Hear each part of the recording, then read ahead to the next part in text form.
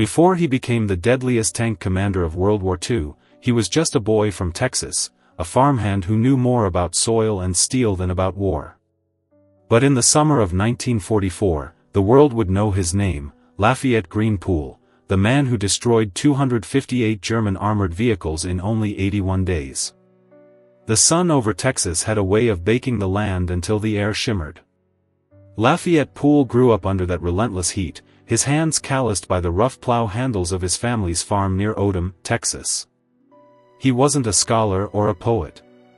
He was a worker, tall, broad-shouldered, with a quiet confidence that came from lifting more than his share of hay bales. Those who knew him remembered a steady look in his eyes, the kind of focus that doesn't shout, it cuts through. When war came to America in 1941, Poole didn't hesitate. If there's fighting to be done, he told a friend, I'll do it behind armor. That armor would soon become his second skin. After joining the U.S. Army, Poole found himself drawn to the clanking beasts of steel known as Sherman tanks. He loved the machines, their smell, their rhythm, the way the engine roared like a caged animal waiting to be unleashed. At Fort Knox, he proved himself quickly, not by shouting the loudest, but by thinking faster. He knew how to read terrain the way a farmer reads the weather. Where others saw mud, he saw cover. Where others feared open ground, he saw opportunity. By 1944, Poole was assigned to the 3rd Armored Division, Spearhead. He would command a tank named In, a name he gave with a grin, borrowed from the Glenn Miller tune that every American soldier knew by heart. And with him, 3 men who would become brothers, Willis Aller, the driver, a wiry mechanic from Kentucky, fast hands and quicker reflexes. Bert Close, the gunner, precise, patient, could hit a target blindfolded. And Del Boggs, the loader, quiet, methodical, steady under fire. 4 men. 1 machine. 1 mission, break through Hitler's fortress Europe. June 1944. The beaches of Normandy still smoked with the remnants of invasion. The hedgerows of France, thick, ancient walls of earth and greenery, turned the countryside into a maze. German anti-tank guns hid behind every corner. When Poole and his crew rolled off the landing craft, they were met not by open roads but by ambush country. The Germans knew every inch of it. Their first battle came near the village of Villiers-Fossard. Aller, keep her steady. Poole shouted as their Sherman lurched forward. Boggs, load armor-piercing. Loaded, came the reply, as Close pressed his eye to the sight. A flash of muzzle fire erupted from a hedgerow ahead, a Panzer IV waiting like a coiled serpent. Close's first shot hit low, sparks.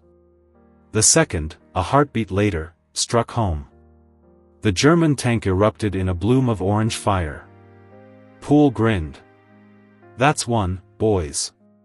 They moved forward again, methodically, learning each other's rhythm, the dance between commander, driver, gunner, and loader. It was the beginning of something legendary. Over the next weeks, Poole's crew cut a swath through occupied France that stunned even their commanders. They weren't reckless, they were instinctive. Poole's ability to anticipate enemy movements bordered on uncanny. He treated the battlefield like a chessboard. When others saw chaos, he saw pattern. Villages like Fromental, St. Denis-le-Gast, and Reims fell one after another as in the mood led the charge. German Panthers, self-propelled guns, half-tracks, it didn't matter. Poole attacked fast, always from unexpected angles, often appearing behind German lines before they even realized he was there. The 3rd Armored's radio chatter soon had a saying, if you see in the mood, stay out of the way, he's hunting. In just 1 week, Poole's tank claimed 30 enemy vehicles. His men began keeping count, almost superstitiously marking each kill with a small chalk tally inside the turret. But behind the bravado, Poole wasn't blind to the cost. At night, when the engines cooled and the battlefield went quiet, he'd step out into the French night, listening to the distant rumble of artillery. Sometimes he'd murmur, "How many more, Lord? How many more before this ends?"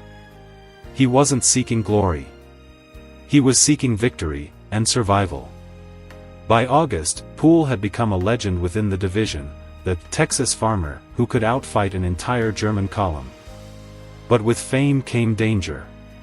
During a fierce engagement near Fromental, a German 88mm gun fired directly into In the Mood. The shell punched through the side armor, but miraculously failed to detonate. "Guess we're just too ornery to die," Boggs muttered, as smoke filled the cabin. Poole laughed, shaking his head. "Or maybe the devil's just waiting for us to run out of gas." They swapped tanks twice after that, each In the Mood destroyed or disabled by enemy fire, but the name stuck. By the time they climbed into their third version of the Sherman, the words painted on the barrel had become a symbol, almost a superstition.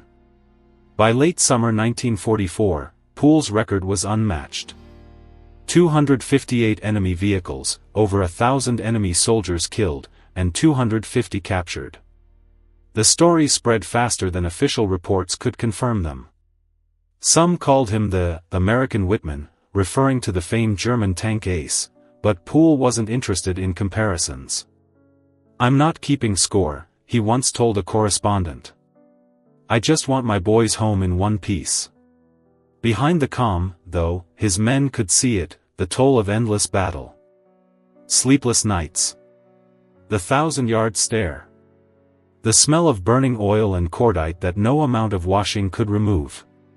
Yet every morning, when orders came down, he'd simply nod and say, "Let's get in the mood." By the summer's end, Lafayette Poole was no longer just a soldier. He was a symbol of precision, of courage, of an ordinary man turned unstoppable force. But even legends bleed, and Poole's war, though far from over, was moving toward a brutal reckoning. The fields of northern France stretched endlessly, their silence shattered only by the distant echo of artillery. Lafayette Poole and his crew had been fighting for weeks, their tank, In the Mood, now a veteran of more battles than any machine should survive. The once bright olive-green paint was scarred and scorched, its sides streaked with soot and mud. But to Poole, it was home, a rolling fortress that had become an extension of his own body. Each rattle, each vibration told him something. Every clang of the treads was like a heartbeat. The men inside barely spoke anymore, words had been replaced by instinct. Aller, the driver, could tell from Poole's tone what maneuver to make. Close knew what Poole wanted to hit before he even gave the order. Boggs, the loader, could reload the 75mm gun in seconds, even blindfolded. They were 4 men functioning as one machine, each depending entirely on the others to live another day. In early August 1944, as the Allies broke out from Normandy, In the Mood rolled with the 3rd Armored Division toward the French town of Fromental. The German lines were cracking, but not without a fight. Panzers, ambushes, and desperate counterattacks waited at every bend in the road. Poole's orders were simple: spearhead the advance, clear resistance, and keep moving. The road ahead was lined with hedgerows and smoldering vehicles, their twisted frames a grim warning. Poole's voice cut through the hum of the engine. "Keep her at 20, Aller. Stay tight to the ditch. I don't want to be a silhouette for Jerry's gunners." "Roger that, boss," Aller replied, squinting through the narrow driver's slit. A flash erupted from a farmhouse up ahead. "Incoming!" Boggs shouted. The shell screamed past and exploded behind them. Dust and dirt rained over the tank. Close swiveled the turret, found the source through the haze, a German 88mm gun hidden in the barn's shadow. "Got him," Close muttered, calm and steady. Poole didn't need to say a word. The Sherman's main gun thundered. The barn vanished in a fiery cloud. When the smoke cleared, the 88 was gone, its crew scattered like broken shadows. "Nice shot," Poole said. "That's breakfast for the day." "If breakfast tastes like cordite, sure," Boggs muttered as he slammed another round into the breech. They pushed forward, mile after mile, through villages that looked like ghosts.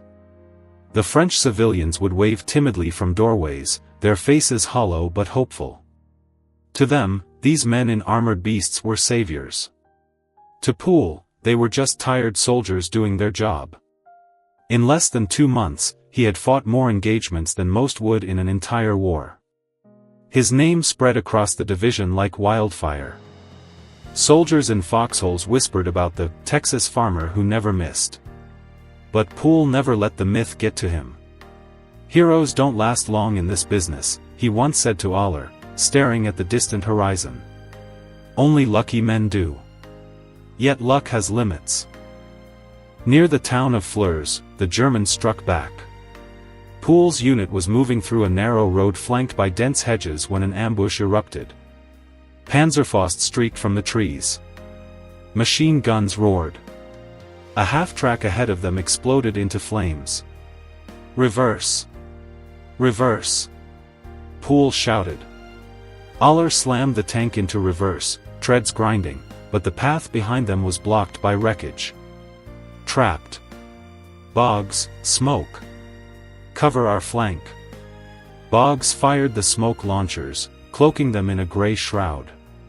Through it, Close fired blindly, using the muzzle flash as his only guide. Each thunderous shot shook the tank's frame. One hit, then another, the sounds of metal tearing, men screaming in the distance. Then silence.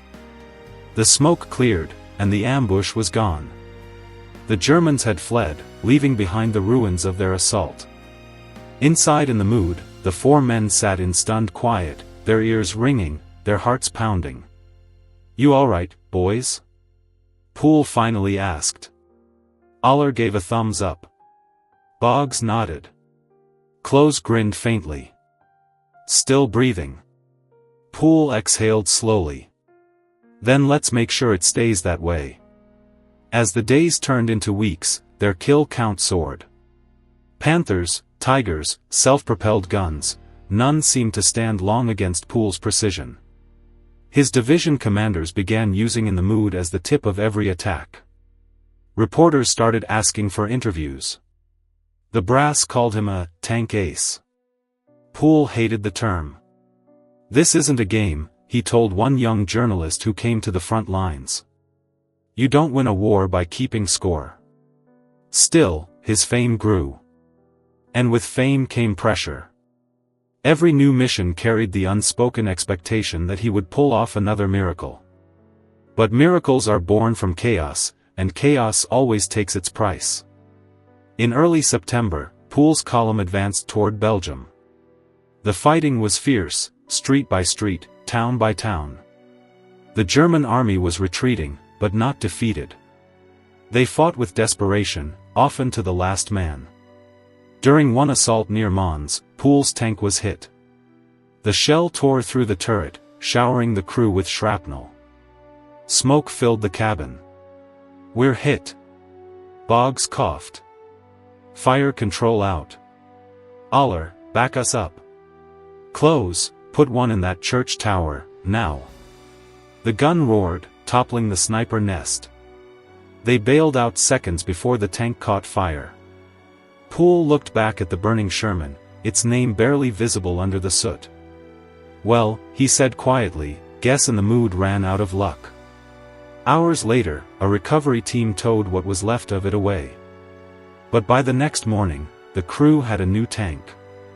Poole painted the same words across its gun barrel, "In the mood 3. "Superstition?" asked Boggs. Poole just smiled. "Let's call it unfinished business." That third tank would become their most famous, and their last.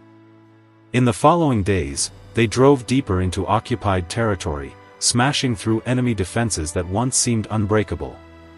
Yet something in Poole began to change. He no longer joked as much. His letters home grew shorter. The laughter that once filled the cramped interior of In the Mood faded. "We've been too lucky," he whispered one night, watching the horizon flicker with distant fire.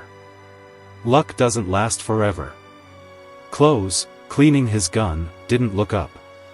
"Then let's make sure skill does." Poole nodded slowly. He didn't believe in fate, but he knew the odds. Every battle was a coin flip between glory and death. The only question left was how long the coin would keep landing on his side. Dawn broke over the Belgian countryside with a dull grey light, mist hanging low across the fields like smoke from a dying fire. The rain had turned the roads to mud, and the air smelled of oil, gunpowder, and wet earth. Lafayette Poole stood beside in the Mood 3, his third Sherman, wiping condensation from the periscope with his sleeve. He had stopped counting the days. The war had blurred into one long, grinding rhythm: move, fight, repair, move again. His crew looked worn, faces hollowed by exhaustion, uniforms darkened by soot and grease. Yet despite everything, their resolve hadn't cracked. They were still alive, still rolling forward. "How's she running?" Poole asked. "Like a mule with arthritis," Aller replied from inside the driver's seat, tightening a bolt. "But she'll kick if you ask her to." Poole chuckled faintly. "Then let's make her dance." Their orders were to push east, toward Germany's border. Resistance was intensifying. The Germans were fighting not for victory anymore, but for survival. The roads ahead were mined, villages rigged with explosives, fields crawling with anti-tank teams. As they advanced, Poole's instincts sharpened to a razor's edge. Every shadow looked like a threat, every window a trap. Near the town of Monshaw, they encountered a column of retreating German vehicles, half-tracks and supply trucks fleeing the front. Poole didn't hesitate. "Aller, full speed. Close, take the lead truck. Boggs, load he." The Sherman thundered forward, its treads throwing mud like waves. The first shot hit the convoy's lead vehicle, sending it spinning into a ditch. Panic rippled through the column as German soldiers scattered. Poole's crew fired again and again, the rhythm of loading and firing almost mechanical. In minutes, the entire convoy was in flames. The sky turned black with smoke. "That's 28 for this week," Close muttered, checking the sights. "You keeping score again?" Poole asked, half smiling. "Someone has to make you famous." "Fame doesn't stop bullets," Poole said quietly. They rolled through the wreckage, passing the bodies of men who had been soldiers minutes earlier. Poole didn't look away, but something in his chest twisted. It wasn't guilt, it was fatigue. The endless destruction, the endless killing, even when it was necessary, had begun to wear at him. That night, they bivouacked in a ruined farmhouse. Rain drummed against the roof. The crew sat around a small stove, heating rations. Boggs hummed softly, an old country tune. Close cleaned his weapon in silence. Aller scribbled something in a battered notebook. Poole stared into the fire, lost in thought. "What happens when this ends?" Aller asked suddenly. "You mean if," Boggs said. "No," Aller insisted. "When? What's the first thing you'll do?" Poole thought for a moment. "I'll go home. Fix the old truck. Maybe plant something." "Back to farming?" Close said, smiling faintly. "Seems quieter than this." "Anything's quieter than this," Poole replied. They laughed softly, the sound fragile in the quiet. Outside, thunder rolled like distant artillery. The next morning brought new orders. The division was to spearhead an attack on the town of Stirpenseal, near the German border. Intelligence suggested heavy resistance, anti-tank guns, mines, and entrenched infantry. It was the kind of fight Poole knew too well. "Same plan?" Aller asked as they rolled out. "Same plan," Poole said. "Hit hard, hit fast, don't stop." As in the Mood 3 rumbled forward, the town came into view, a cluster of stone buildings, smoke rising from chimneys, eerily still. Poole's instincts screamed. "Something's off. Hold position." He scanned the terrain. No movement, no muzzle flashes, no birds even. "They're waiting," he muttered. Then it came, the flash of a hidden 75mm gun. The shell slammed into the building beside them, shattering the wall. Back! Back! Poole yelled. Allah reversed, mud flying, but another shell hit the road in front of them, blowing open a crater. Can't go forward, can't go back. Boggs shouted. Close, put one through that window, second floor. The gun roared. The building exploded.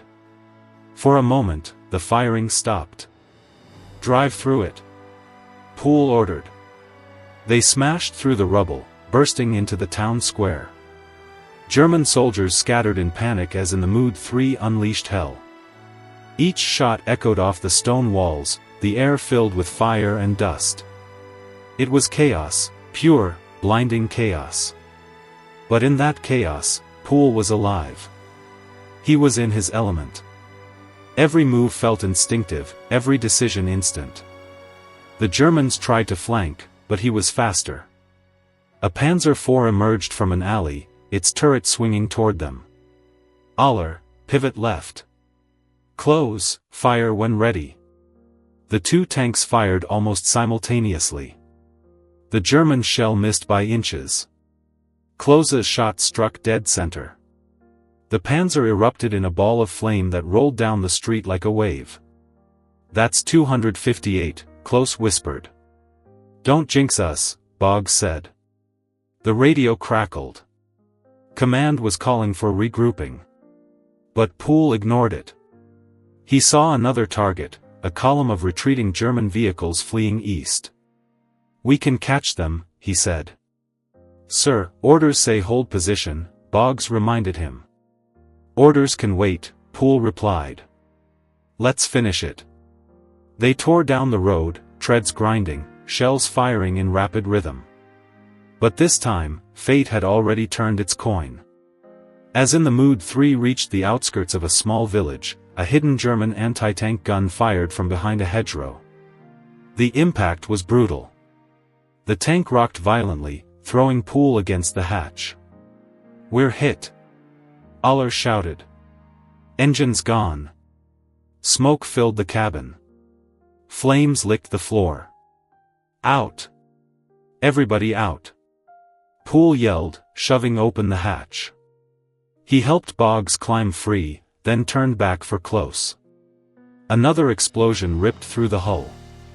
The force threw Poole into the dirt. His vision blurred, his ears ringing. Through the haze, he saw his tank engulfed in fire. His name burning with it. Pain shot through his leg, a sharp, tearing agony. He looked down and saw blood pooling beneath him. The world tilted, the sound fading into a dull roar. Then, everything went black. His name burning with it. Pain shot through his leg, a sharp, tearing agony. He looked down and saw blood pooling beneath him. The world tilted, the sound fading into a dull roar. Then, everything went black. When Lafayette Poole awoke, the world was silent, too silent. The smell of smoke and iron filled his lungs. His vision flickered in and out, and all he could hear was a faint ringing that seemed to come from inside his own head. The war had not ended, but for him, something had. He lay on a stretcher beside what remained of in the Mood 3. The once proud Sherman was now a twisted, smoldering carcass of metal, its turret blown open, the name scorched and unreadable. Medics were rushing between the wounded, shouting orders that blurred into noise. Poole tried to move, but his body refused. Pain surged up from his right leg, a pain unlike any he had ever felt. A medic knelt beside him, eyes wide. Hold still, Lieutenant. You're going home. Poole tried to speak, but his throat was dry. My crew, the medic hesitated. We got some of them out. Aller's hurt bad. Boggs didn't make it. Klose is gone. The words hit harder than the shell that had destroyed the tank. Poole stared at the sky, gray and indifferent, and for the first time in the entire war, tears welled in his eyes. They weren't just comrades, they were brothers, men who had lived and breathed in the same iron tomb, who had fought beside him without hesitation. He wanted to scream, but the only sound that came out was a broken whisper. Not them. It should have been me. The medic shook his head. You did your part, sir. You did more than anyone. But Poole didn't feel like a hero. As they carried him away, the distant sounds of tanks rolling and guns firing faded into silence. The war raged on without him. In the days that followed, he drifted in and out of consciousness. His leg had to be amputated above the knee. When he awoke fully, in a field hospital miles behind the front, the first thing he noticed was the emptiness, the weight that was no longer there. The doctors told him he'd been lucky to survive. Lucky. That word again. He had used it so many times before, half in jest. But now, it felt cruel. He had survived when better men hadn't. When the war finally ended in 1945, Lafayette Poole returned to Texas. The fields were just as he remembered them, but he wasn't the same man who had left. The sun was too quiet, the wind too gentle. He moved through his old life like a ghost. The farm was still there, but his right leg was not. Sometimes he would sit on the porch at sunset, the sound of crickets echoing across the fields, and he'd imagine the low growl of a tank engine in the distance. He could almost hear Oller's laughter, Boggs muttering, Close's calm voice calling targets. They lived on in the echoes of his memory. Reporters came, eager to tell the story of the Texas tank ace, the man who had destroyed 258 German tanks and armored vehicles in just 81 days. They wanted to glorify him, to paint him as an unstoppable hero. Poole agreed to a few interviews, but he never smiled much. When asked how he did it, he always said the same thing, I had good men. That's all. He never spoke of the screams, the burning metal, or the smell of death that clung to every victory. He knew people wanted stories of triumph, not the truth of survival. In 1948, he joined the newly formed U.S. Army Tank Corps as an instructor. He taught young soldiers about strategy, precision, and respect for the machine. A tank's only as good as the men inside it, he told them. Treat it like a weapon, and it'll get you killed. Treat it like a partner, and it might just bring you home. They listened to him with awe, though few could imagine what he'd seen. On some nights, after the students left, he would sit alone in the hangar beside a new generation of tanks, sleek, powerful, unscarred. He would rest his hand on the cold steel, close his eyes, and remember the rumble beneath his feet, the heartbeat of In the Mood. Time moved on, as it always does. Lafayette Poole lived quietly for decades, rarely speaking of the war. When asked if he regretted anything, he simply said, only that my boys didn't get to come home. He passed away in 1991, at the age of 71. At his funeral, a small group of veterans gathered. Some had served under him, others had only heard the legend. They spoke of his courage, his precision, and the uncanny way he could sense danger before it came. But those who knew him best said he never thought of himself as a legend, only a man doing what needed to be done. Today, historians call him the top U.S. tank ace of World War II, the man who destroyed more enemy armor than any American tanker in history. But beneath the numbers lies something deeper, a story of 4 men who turned a machine of war into something almost human. Their courage wasn't in the number of tanks they destroyed, it was in their bond, their faith in one another when the world fell apart around them. If you listen closely, you can almost hear the echo of In the Mood still rolling across the fields of Europe, the steady rhythm of treads on earth, the roar of the engine, and the voice of a Texas farmer who became something far greater than he ever imagined. And somewhere, beyond the noise of history, the ghosts of Oller, Boggs, and Close ride with him still, side by side, forever moving forward into the mist of time.